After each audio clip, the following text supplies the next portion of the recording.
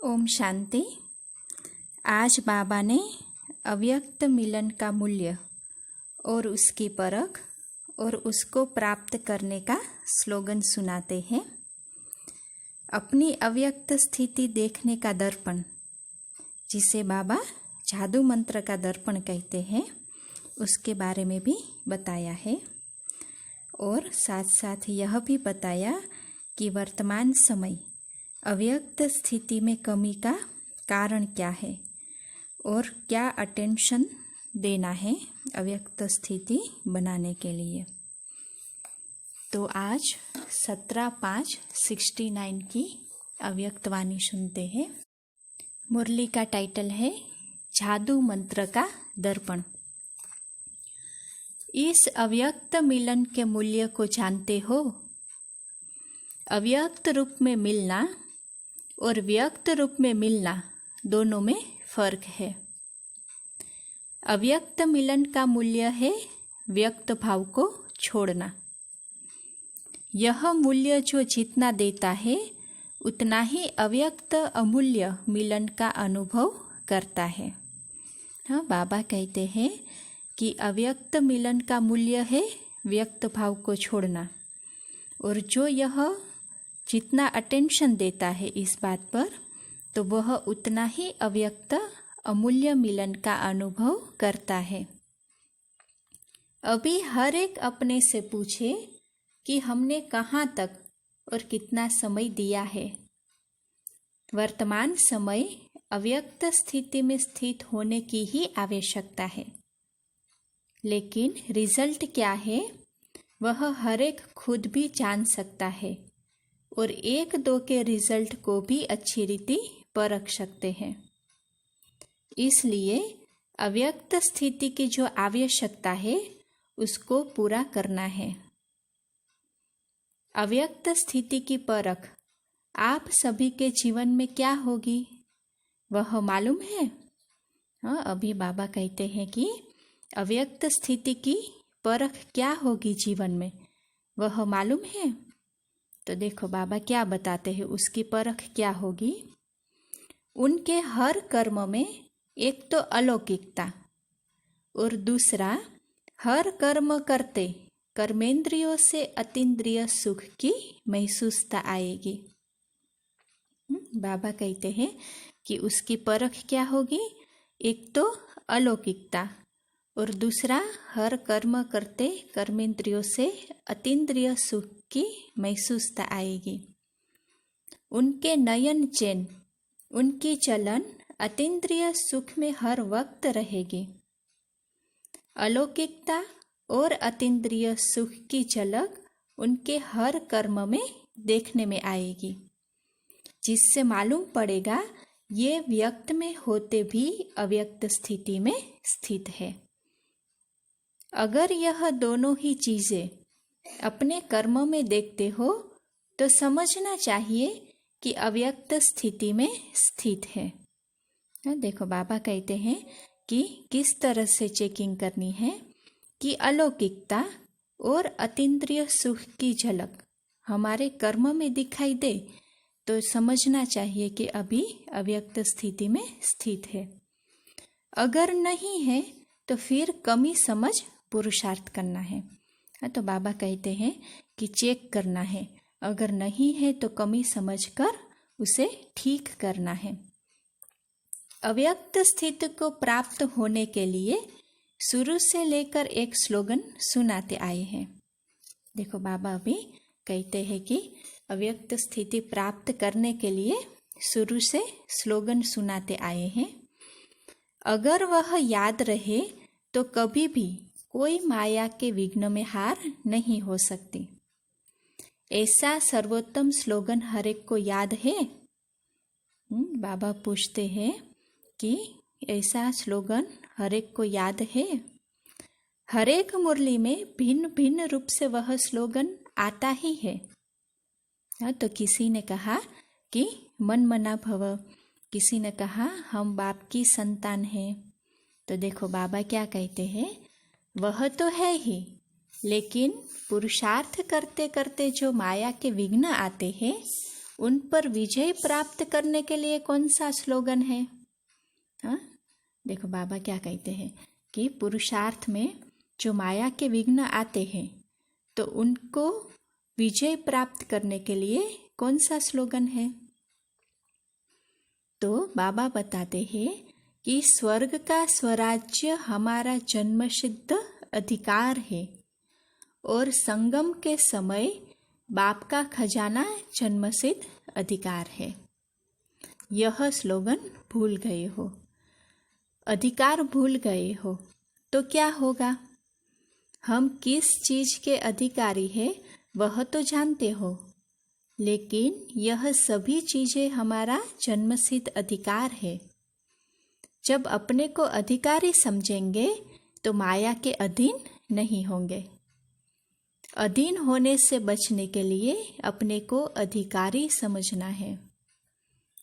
पहले संगम युग के सुख के अधिकारी और फिर भविष्य में स्वर्ग के सुखों के अधिकारी है, तो अपना अधिकार भूलो नहीं।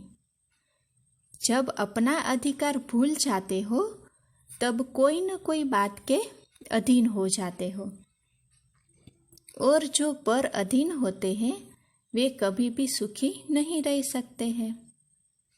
पर अधीन हर बात में मनसा वाचा कर्मणा दुख की प्राप्ति में रहते हैं, और जो अधिकारी है वे अधिकार के नशे और खुशी में रहते हैं, और खुशी के कारण सुखों की संपत्ति उन्हों के गले में माला के रूप में पहनी हुई होती है। सत्युगी सुखों का पता है? हाँ, बाबा कहते हैं कि सत्युगी सुखों का पता है। सत्युग में खिलौने कैसे होते हैं? हाँ, बाबा पूछते हैं कि सत्युग में कैसे खिलौने होंगे? तो देखो बाबा कहते हैं कि वहाँ रत्नों से खेलेंगे। आप लोगों ने सतयुग की सुखों की लिस्ट और कलयुगी दुखों की लिस्ट तो लगाई है। बाबा कहते हैं कि सतयुगी सुखों की लिस्ट और कलयुग के दुखों की लिस्ट लगाई है, लेकिन संगम के सुखों की लिस्ट बनाएंगे तो इससे भी दुगने हो जाएंगे।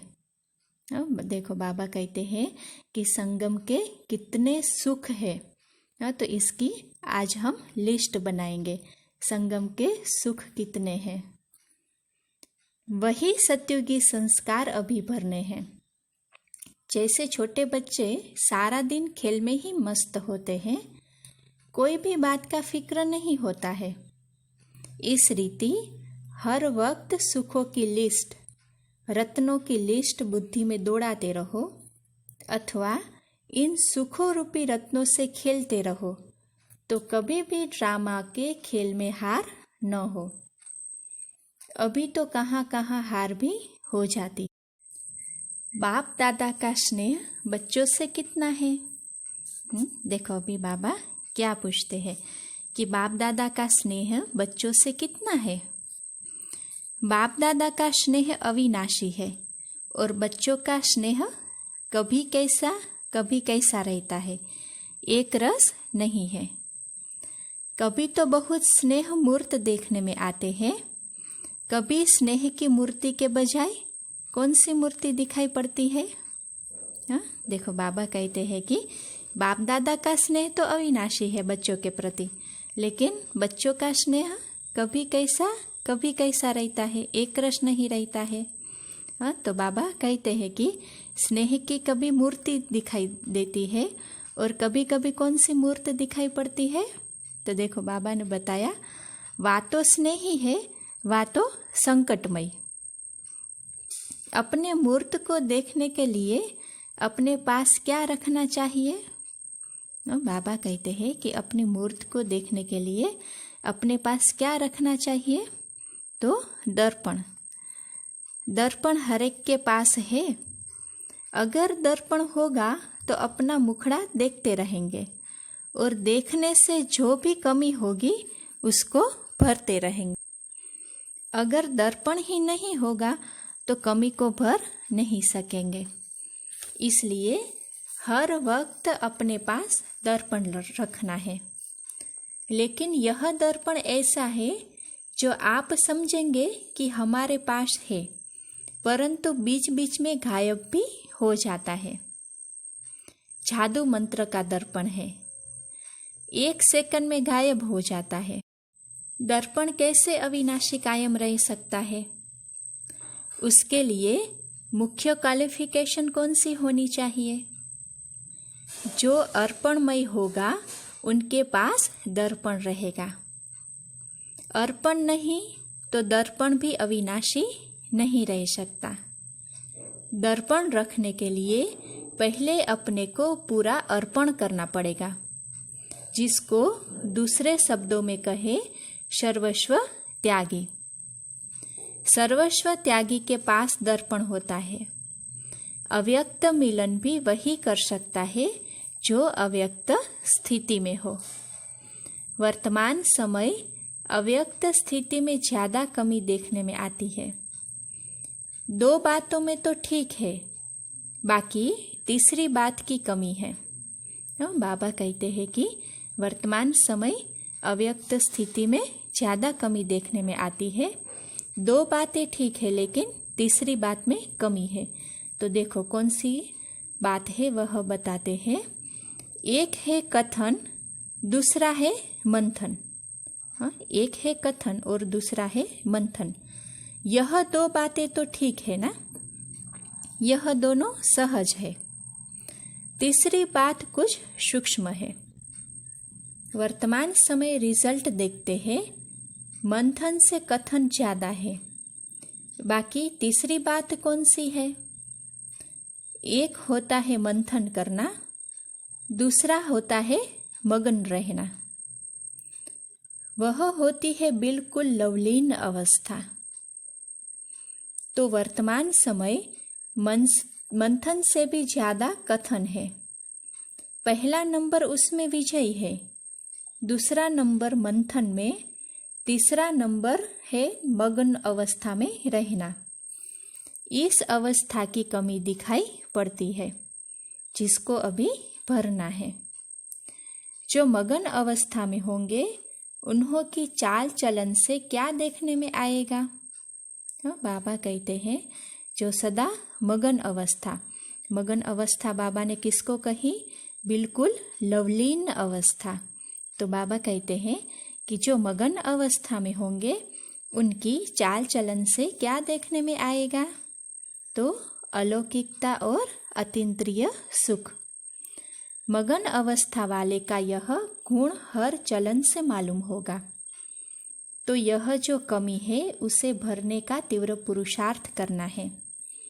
पुरुषार्थी तो सभी है, तब तो यहाँ तक पहुँचे हैं, लेकिन अभी पुरुषार्थी बनने का समय नहीं है।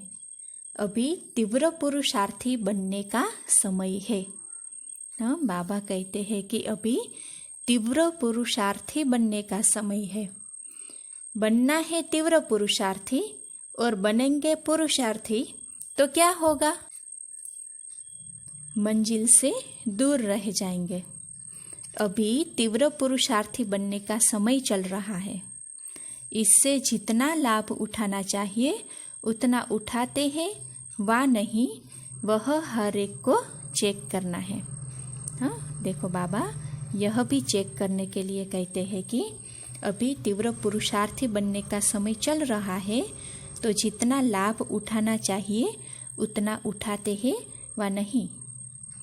इसलिए कहा कि अपने पास हर दम दर्पण रखो तो कमी का झट मालूम होगा और अपने पुरुषार्थ को तीव्र करते आगे चलते रहेंगे।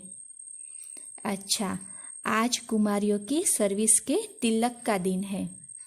जैसे आप लोगों के म्यूजियम में ताजपोशी का चित्र दिखाया है ना, लेकिन आपकी सर्विस के तिलक के दिवस पर देखो कितनी बड़ी सभा इकट्ठी हुई है, इतनी खुशी है।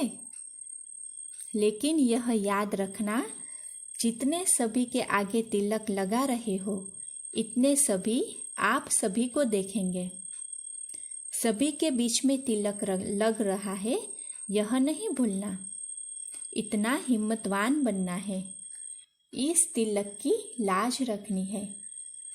तिलक की लाज माना ब्राह्मण कुल की लाज। ब्राह्मण कुल की मर्यादा क्या है? सुनाया ना। जो ऐसे पुरुषोत्तम बनने की हिम्मत वाले हैं वह तिलक लगा सकते हैं। यह तिलक साधारण नहीं है। वहाँ भी इतनी सारी सभा देखेगी।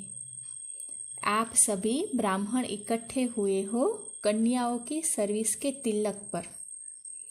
सर्विस करने वालों को एक विशेष गुण का अटेंशन रखना पड़ता है। जो ऑलराउंड सर्विस करने वाले होते हैं उन्हों को विशेष इस बात पर ध्यान रखना होता है कि कैसे भी स्थिति हो लेकिन अपनी स्थिति एक रस हो, तब ऑलराउंड सर्विस की सफलता मिलेगी।